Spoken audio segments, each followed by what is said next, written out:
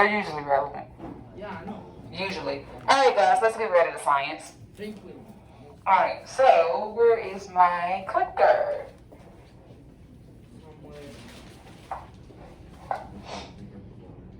Alright, so we ended off last 9 weeks, last semester, talking about the cell cycle.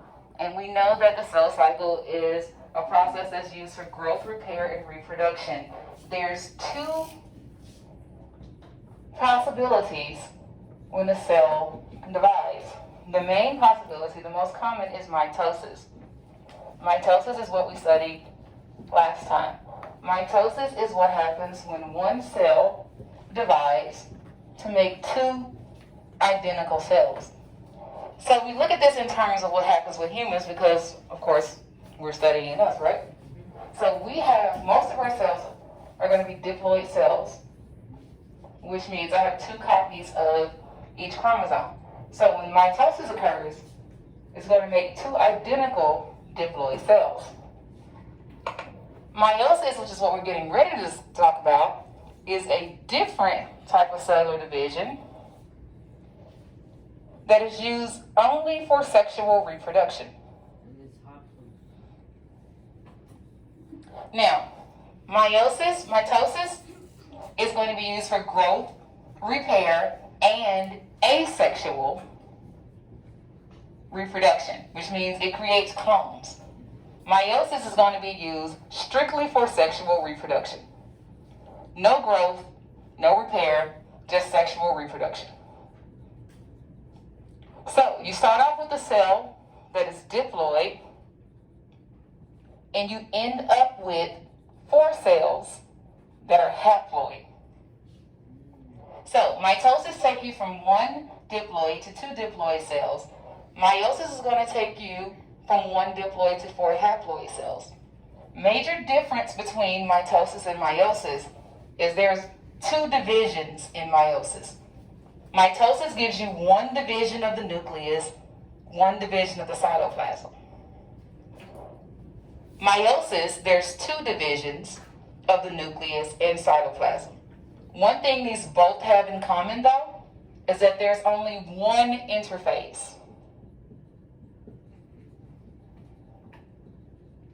Interphase only occurs once in both mitosis and meiosis, which means there's only 1 replication of the DNA. So when we look at the cell cycle, yes? Okay, so we start with 2 diploid. Number 2, with the diploid cell on the meiosis. I'm going to go over, that's just an overview, so just hold your questions until after, okay? All right, so when we're thinking about the cell cycle, remember the longest part of the cell cycle is interphase. Interphase is broken up into 3 subphases. What are they? G1, G2, S phase. Put them in order. G1, S phase, G2, G1, S, and G2. G1 is the first period of growth. What happens during the S phase? DNA replicates. DNA replicates. And what happens during the G2 phase? They make sure that it's replicated correctly and everything is fine. Right, it grows some more, and the checkpoint makes sure that DNA replicated correctly so it can move into the M phase. The M phase is when the nucleus and the cytoplasm will divide. The nucleus divides in a series of 4 subphases. What are they? Prophase, metaphase, anaphase, and telophase. And in most cells, that's followed by a period when the cytoplasm divides, which is called cytokinesis. Now, this is where meiosis is different. After cytokinesis, it goes back into another prophase. So following cytokinesis, the 2 new cells divide their nucleus again, and then they divide the cytoplasm again. So whereas in mitosis we have interphase, M phase, cytokinesis, in meiosis we're going to have interphase, M phase, cytokinesis, M phase, cytokinesis. It repeats the divisions twice. Okay? We'll get into details of that next class. Today we're just looking at overview and vocab. So, in your body, you have 2 types of cells. You have what's known as somatic cells, and you have what is known as gametes. Somatic cells are your body cells. Those are any cells other than the sperm in males and the egg in female. Any other cell in your body is a somatic cell. In fact, somatic means body. These are your body cells. Now, how many biological parents do you have? Two. Two. All right. So when you were being formed, each of your biological parents contributed a set of chromosomes. Okay? I'm going to turn this so I can see the board in the video. There we go. So you had your mom. Oh, that one don't right. I need one in the color other than black. That's a good thing. So you have your mom, and your mom had an egg cell. And in that egg cell, she had 23 chromosomes. And then there was your, thank you. I needed to use it. Dad. And your dad had a sperm cell. And in that cell, there were 23 chromosomes. The egg and sperm combine through a process called fertilization to create you. This is disappointing.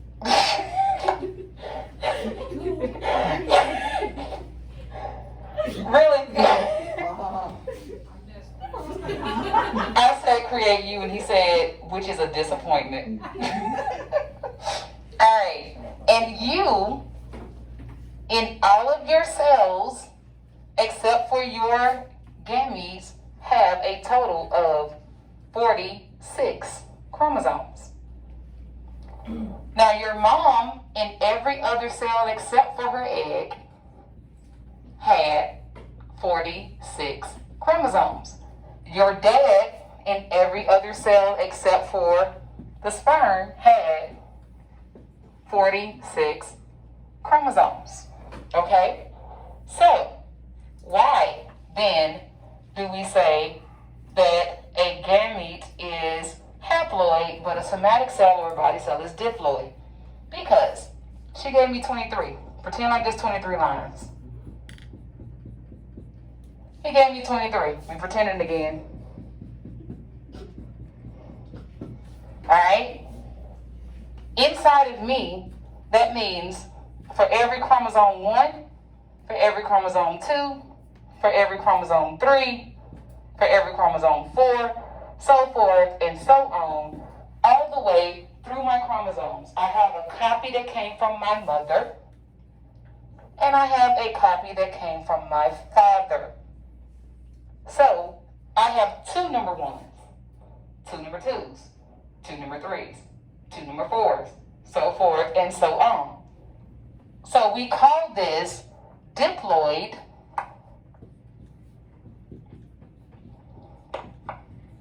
because what does di mean? Two. Di means 2. And ploid is referring to the chromosome. We represent chromosome with the letter N. So when an organism is diploid, we say that they are 2N. In humans, 2N equals 46.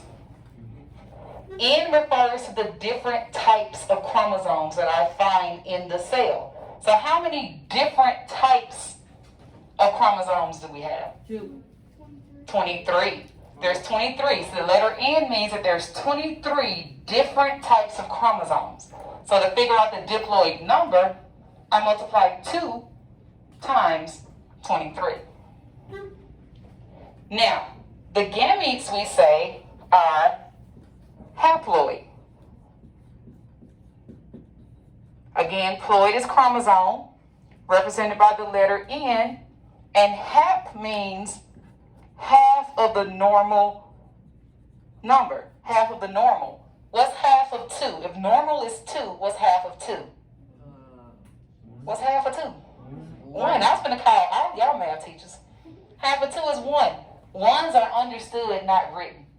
So the symbol for haploid is just N. So N means haploid, and 2N means diploid. You with me? Are you sure? All right. Well, hold on a second then. Let's see if you're really with me. I'm not with you. Oh, Muhammad, when are you ever? All right. So on the boards, one person at the table, you need to write the answer for your table. You guys need to agree on the answer, which means you get 5 seconds to talk about it. You ain't gonna need that much. All right, JC, you ready? For an animal where 2N equals 80, so we know it's not human because our 2N equals 46. For an animal where 2N equals 80, I want to know how many chromosomes will I find in a sperm cell? Write it down. Discuss and write it down. In an animal where 2N equals 80, how many chromosomes will I find in a sperm cell? Wait until I see it. The correct answer is, show me your boards. 40. Cool beans. Awesome sauce. 45. In an animal where 2N equals 80, how many chromosomes would I expect to find in a skin cell? 2N equals 80. How many chromosomes do I expect to find in a skin cell? Discuss it, write it down. And on 3, you're going to show me your boards. 2N equals 80. How many chromosomes will I expect to find in a skin cell? 1, 2. One second. Yeah, ready. Show me your boards. I have a never mind. I'm over here accidentally. He's just looking at me. Hush. The correct answer is 80. All right? Remember, unless it is a gamete. And what are gametes? Gametes are sperm or egg in animals. If it's a plant, it could be pollen. Okay? But the gametes are haploid. So 2N equals 80, which means N equals 40. Your gametes are haploid. Your somatic cells are diploid. Okay? Any questions about this? All right, cool beans, moving on. Yes. Okay, so what if you said that you get two, one come from your parents and one come from your dad, right? Okay, but your Muhammad, let me finish the lesson and I'll take questions after because I'm recording and my phone battery is already low. All right, now, let's review. Okay? DNA is one of 4 major organic compounds. The major organic compounds are carbs, lipids, proteins, and nucleic acids. Which one is DNA? A nucleic acid. DNA is a nucleic acid. What are the building blocks for nucleic acids? The monomers. Nucleotides. All right. Nucleotides are made up of 3 parts. Sugar. The sugar, The phosphate group. the acid, the Adenine is one example, but what are they? The bases, the nitrogen bases. All right. So I have a sugar. I have a nitrogen base. And I have a phosphate group. Now, the sugar can be one of 2 sugars. If it is DNA, what's the sugar? Deoxyribose. If it is RNA, what's the sugar? Ribose. All right. The bases can be one of 5 bases. Adenine, thymine, guanine, cytosine, or Uracil. Which one is not found in DNA? Uracil. Uracil is found in RNA only. Which one is not found in RNA? Not cytosine, but thymine. Okay? Thymine is DNA only. In base pairing, G will always pair with C. Doesn't matter if it's DNA or RNA. G is faithful. It is with C to the end. What about C? Is it faithful? C is faithful, only with G. But that A is only faithful when he's with you. When A is in DNA, it's with thymine. But when A goes to visit RNA, that's the family on the other side. It take uracil. Alright? A a player. I see him. I see him. He likes the face. Hey. Alright, so now let's talk about why we're even looking at the nucleotide in the first place, okay? So DNA is a polynucleotide, which means there's multiple nucleotides bonded together. So we're going to represent the nucleotides with the letter of the base. So I'm just write out. I think. Write out another one too.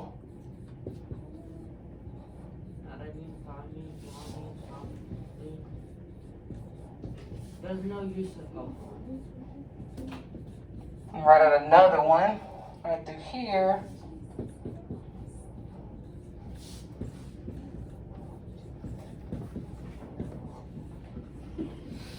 Alright, one of these is not possible. So this is, I have, wait a second, got 1, 2, and 3. One of these polynucleotides is not possible. Which one and why? 2, why? T and U will never be found in the same polynucleotide. Because T is only found in what? And U is only found in. Alright, so which one of these strands? 1 or 3? Which one is DNA and which one is RNA? Top DNA, bottom RNA. Right, this will be a DNA strand, and we know that because we see thymine. The bottom one has to be an RNA strand, and we know that because we see uracil. We will never see uracil and thymine in the same polynucleotide. What happens if we see them? It ain't possible. It won't happen. Alright, now, so let's look at the DNA strand. Just want to make sure we understood that before we moved on with what we're doing. In case y'all haven't noticed, this 9 weeks, I'm going to do a lot of reviewing while I'm teaching new stuff to make sure you understand the stuff that we should have learned before. Alright? So, if I were to take a section of this polynucleotide, let's say I take these bases right here, and I say from here to here is going to create a protein that's going to control my eye color. And from here to here creates a protein that controls height. From here to here creates a protein that controls hair color.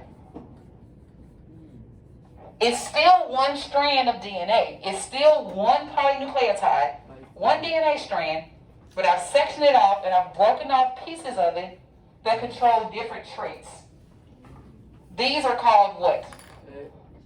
Genes, exactly. So these are my genes. This is a gene, so we're going to say this is gene 1, gene 2, gene 3. If this is on chromosome 1, this will always be on chromosome 1. Now, my chromosome from dad may say give me blue eyes, but my chromosome from mama may say blue, may say brown, may say green.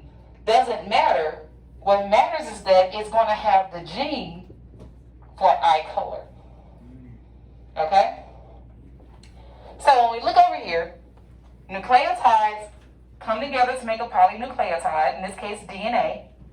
Different sections of it are how we get our genes.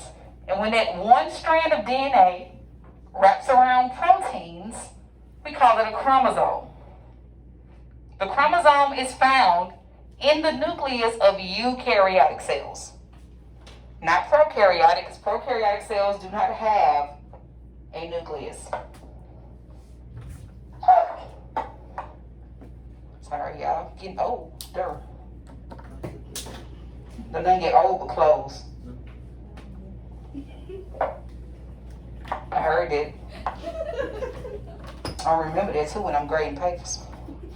Alright, so we talked about how, any questions about this? How a nucleotide relates, other than Muhammad, how a nucleotide relates to a gene, how a gene relates to a gene relates to a chromosome, where a chromosome is located.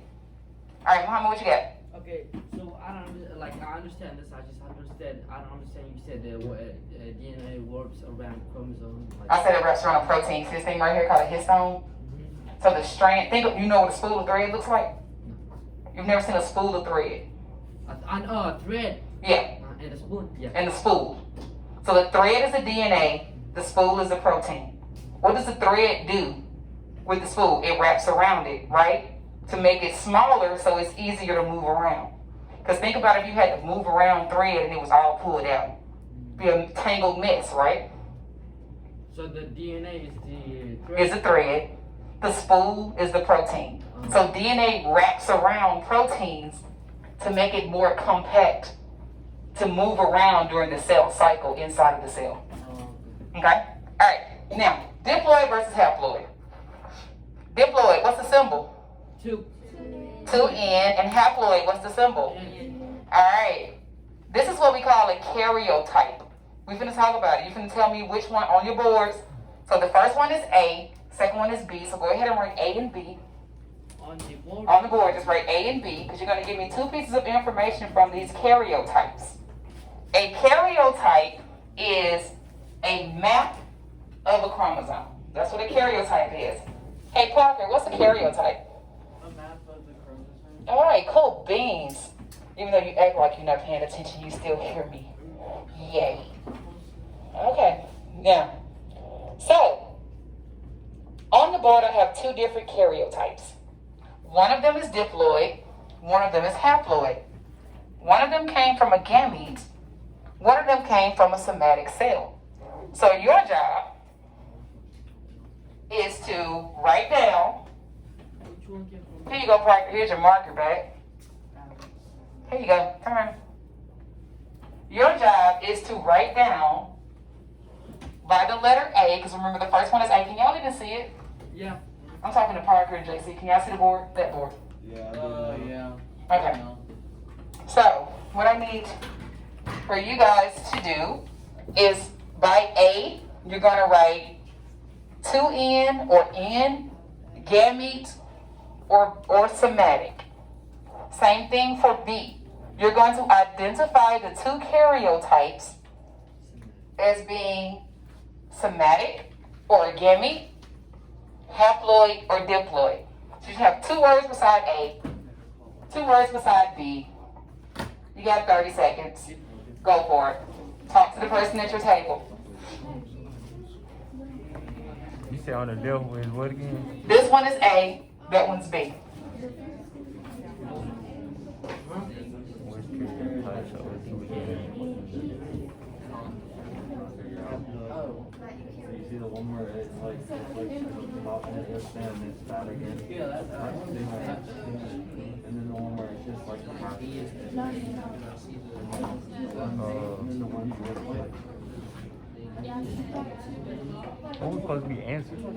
You're supposed to be, so when you have A, you're looking at A, Yeah. and you're going to say whether it's haploid or diploid, and you also are going to say whether it came from a somatic cell or a gamete. So by A, you should have two words. Alright. Same thing with B. Put B down there.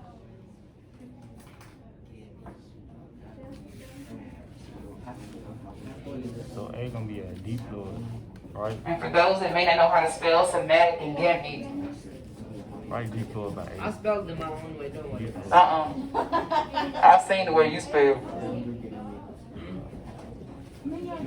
That's somatic. And I want you to write 2N or N. Haploid by D. So you'll get familiar with the symbols. Don't worry about it. At least we can learn. We make mistakes. Oh, this one, we're looking at this one? Yes, this is A and this is B. How do I know which is what is? That's what we're learning. We're learning how to do that. Okay, then I'm just guessing. Oh, Lord. All right. Second game. First game. 10, 5. 9, Game. 8, Did you? 7, 6, 5, 4, 3, 2, 1. All right, let me see your boards. Let me see what you got. Let me see what you got. Let me see, let me see. Let me see what you got. Ooh. Let me see, let me see. I don't see some boys put up. Let me see what you got. All right. A should say N and gamete. This is a haploid gamete. Oh, This is a diploid somatic cell. Let's look at it. good job, Muhammad. Now, I overheard a discussion of someone discussing the arms of the chromosome, thinking that this was two different chromosomes. This is a long arm and a short arm, and that's the centromere in the middle. But that's one chromosome. Okay? So if I look at this, I have one chromosome 1, one chromosome 2, one chromosome 3. What's the normal number of chromosomes I should have in each cell? 2. So this is half of what the norm is. So this is haploid. And I only see haploid cells, haploid chromosomes in a gamete. So this came from either an egg or a sperm cell. Now let's look at this one. How many chromosomes do I have in this position? 2. 2. So that's chromosome 1. Here, chromosome 2. How many chromosome 2s do I have? 2. What about 3? 3. Really? How many here? 2. What about 4? 2. What about 5? 2. All the way through, I have how many in each position? 2. So that's 2N, because chromosome represents N. So that means this cell is diploid. And where do I find diploid chromosomes? Somatic or body cells. Now let's look at a karyotype. A karyotype, like I said, is a map of chromosomes that's photographed during metaphase of the cell cycle. What are the chromosomes doing at metaphase? They're lined up. We take the picture during metaphase. Wake up, love. We take the pictures during metaphase because we know where all the chromosomes are. Okay? Now, we can use a karyotype to diagnose chromosomal abnormalities because if at position 21, if there was another chromosome here, if there was 3 chromosomes right here at position 21, we would call this trisomy 21 or Down syndrome. So a person with Down syndrome has 2 chromosomes at every position except for this one. Here they would have 3. So that's 3 zone for chromosomes, so trisomy 21. So you can look at a karyotype, you can determine if a person has a chromosomal abnormality. Not a gene abnormality, but a chromosome. I can tell if there's too many. I can tell if there's not enough. There's a genetic disorder called Turner syndrome, where it's a female that only has 1 X. Normal females are XX. If the female only has 1 X, then you know she's missing an X and she will be diagnosed with Turner syndrome. What does it do? Huh? What does it do? She doesn't reach maturity and has other facial abnormalities, and it's kind of like being 60 but looking like a 10-year-old, and also having some other things that issues that go along with that. Also, I can tell if a chromosome has lost a piece. So if a piece of the chromosome is missing, I can tell if a chromosome is too big, so it has extra genes on it. So you can diagnose chromosomal disorders by using a karyotype. One of the other things that they're used for is determining genetic gender. In humans, a female is genetically XX, a male is genetically XY. The X chromosome is a lot bigger than the Y chromosome, because the Y chromosome only has genes on it that helps a male become a male. Things that's going to control testosterone and testicular development and placement and things like that. So, the 23rd position, the last position on a karyotype, will always be where the sex chromosomes are. Positions 1 through 22 are autosomes. Autosomes are chromosomes that do not determine gender. There's only one set of chromosomes that determines genetic gender, and that's here at position 23. If there's two X chromosomes, up here. If there's two X chromosomes, then this person is XX. Are they male or female?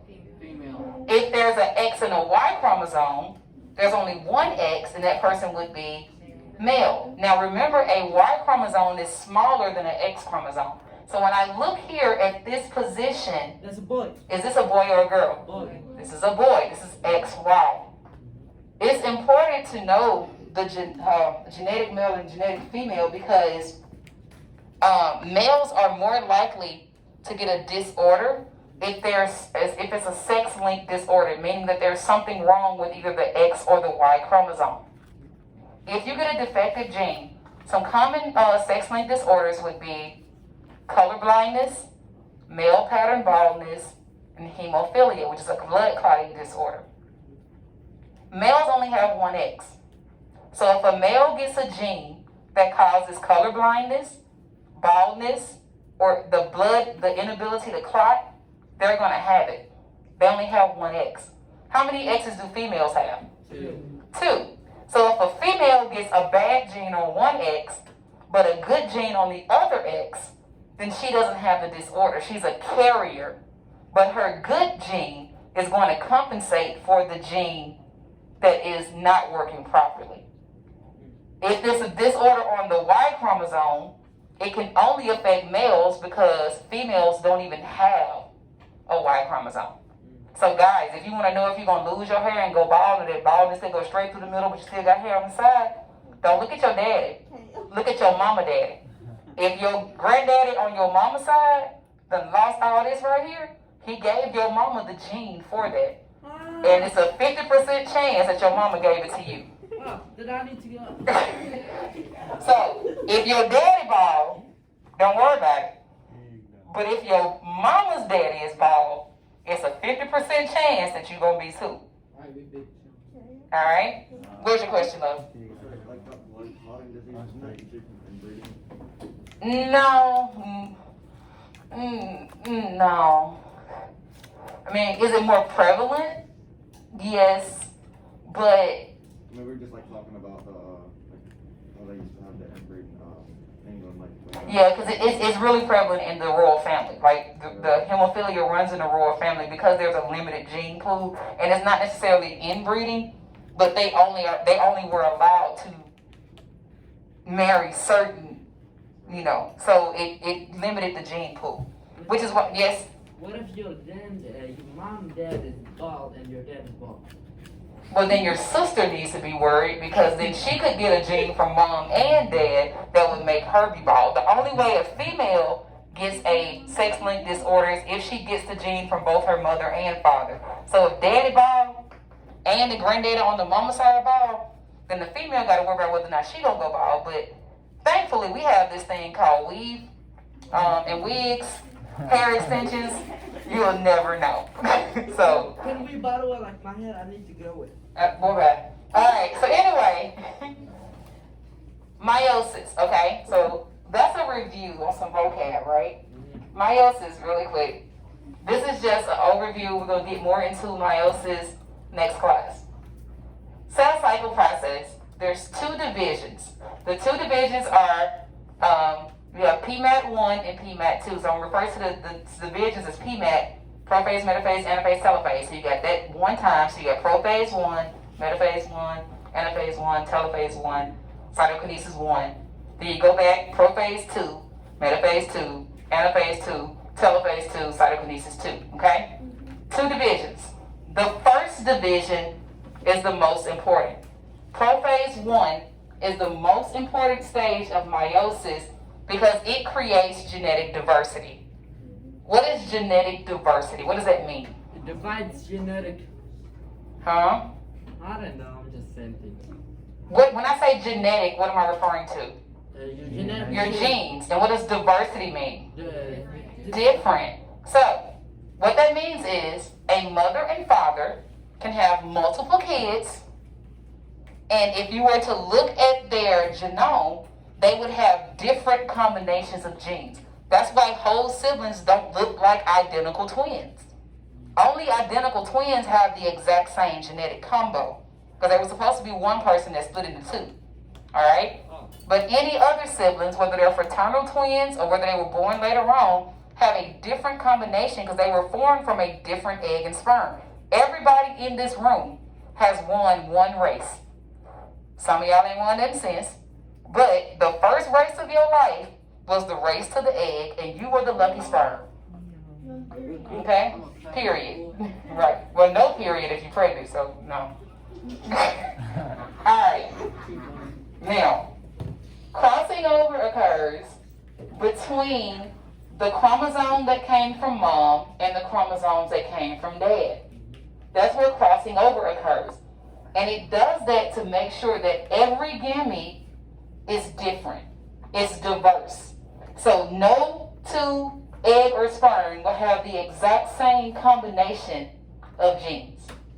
That creates genetic diversity. Alright?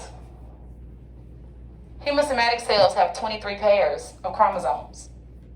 Tell me, how many total chromosomes are found in each somatic cell? 23. How many? 46.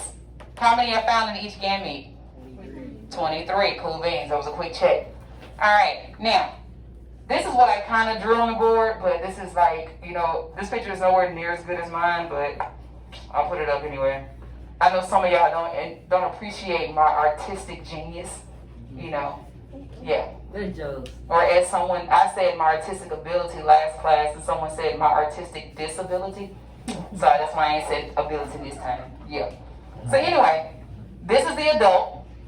They're diploid. Once you reach adulthood, you produce gametes, which are haploid, sperm in males, egg in females. They're haploid, they have half the number of chromosomes. You restore the chromosome number for the species through fertilization. That's when the egg joins with the sperm to make a zygote and then a fetus. The fetus will have diploid cells until it goes through puberty, and once it goes through puberty, it will start to produce haploid gametes. And the process starts over again. That's the cycle, that's the circle of life for a human species. So, autosome versus sex chromosome. Where is the sex chromosome? At the end. What's chromosome 8? Is that a sex chromosome or an autosome? Alright, is this karyotype haploid or diploid? Haploid. Did it come from a gamete or a somatic cell? Gamete. Alright, cool beans, y'all keep it up. Alright, so let's look at the chromosome. This is the next to the last. We got 3 more slides, and then we're going to do a practice in here, practice 1. Oh. We just reviewing from last time. Okay, we talked about the difference between an unduplicated chromosome versus a duplicated chromosome. Normally, each one of your chromosomes looks like this. This is what they are. They have a long arm, a short arm. Long arm, short arm, have a centromere in the middle. This is a chromosome when the cell is not dividing. After S phase, each chromosome makes a copy of itself. If you notice the genes A, B, and C, it copied itself, made its identical copy. Why did they turn? It's not turned. It's just held together at the center by the centromere, so they pinched it in. Oh. This is one chromatid. This is the other chromatid. Okay? Still one chromosome. All right? One chromosome. Now, so let's look here. This chromosome from dad, chromosome from mom. If this chromosome has genes A, B, and C, what genes are on this chromosome? Which ones? A, B, and C. If this one has A, B, and C, then the one that's paired with it for mom is also going to have A, B, and C. This is what we call homologs. What does homo mean? Same. So they carry the same genetic information for same traits. Doesn't have to be identical information. Like I said, this one could say brown eyes, this one could say blue eyes, but it's telling me eye color. Okay? So same traits. Now, these are homologous to each other. This is an unduplicated homologous pair. And this is a duplicated homologous pair. In meiosis only, chromatid from dad exchanges genetic information with the chromatid from mom to make sure that no two chromatids are exactly the same. Now, they have to line up side by side to exchange genetic information. They have to get close together. So when all four of the chromatids are lined up side by side, we call that a tetrad. Tetra means four. So when all four chromatids, so the two duplicated chromosomes are side by side, we call this a tetrad. Tetrads then do what's called crossing over. Do you see how one tetrad from dad is crossing over with one tetrad from mom? This is where the genetic information is exchanged. This happens during prophase 1 in meiosis, which is why prophase 1 is the most important for genetic diversity. At the end, no two chromatids are identical anymore. This is our genetic diversity. So the two identical can be in the same. No. You don't want identical in meiosis because you're trying to create diversity. Mitosis, you're making clones, so you want them to be identical. But in meiosis, you're creating diversity, so you don't want identical. So Understand? Mitosis yes, meiosis no. All right. Get your whiteboards. All right. Yes, everybody needs one this time. Everybody needs one. Everybody needs, everybody needs, everybody needs. Except me. There should be two at each table. Here you go. Yeah, but no pen. You don't have, you need a marker? Or you don't have a board? Look down at the bottom over here. In this thing that says maps, there's some more boards over here. You have a board on the other side of your desk, Zion. Need a marker? Can you catch? Yeah. I can't throw, so good luck. Why you getting away? That was going right to him. No, Dang it, Boda. One time I throw something right. Oh, sorry. I need more. Hey, check your things at the table, see if you have any extra markers in there.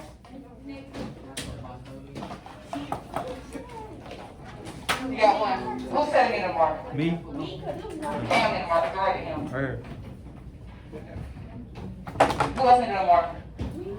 Zion and Orion need a marker. If y'all see any more. If not, y'all just gonna have to make some hand signs. Alright. I will get more markers, I promise. Let me cut this off too.